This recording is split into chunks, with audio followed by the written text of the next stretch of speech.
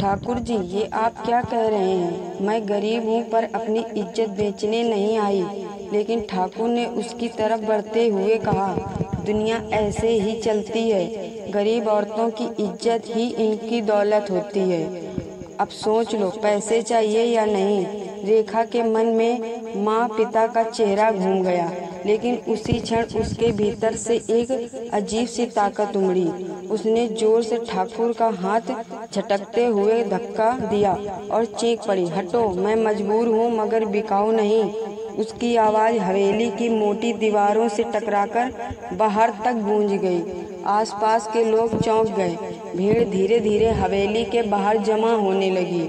ठाकुर ने गुस्से से उसे पकड़ना चाहा, मगर रेखा ने फिर से जोर से धक्का देकर दरवाजा खोल दिया और बाहर आकर सबके सामने चिल्लाई, गांव वालों, देखो ठाकुर कैसा इंसान है। मेरी मजबूरी का फायदा उठाकर मेरी इज्जत लूटना चाहता था।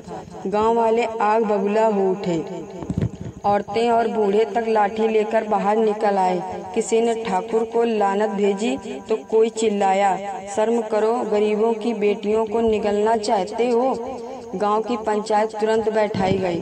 रेखा कांपते हुए सारी बात बताती रही, मगर उसकी आवाज़ में सच्चाई इतनी गहरी थी कि हर कोई उसकी बात मान गया।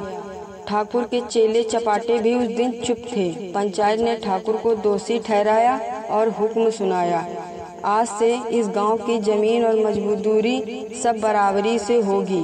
कोई भी गरीब अब अकेला ठाकुर का गुलाम नहीं रहेगा।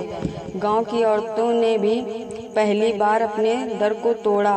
उन्होंने रेखा के सामने खड़े होकर कहा, अगर हमारी बेटियों पर किसी ने बुरी नज़र डाली तो पूरा गांव उसका हिसाब करेगा।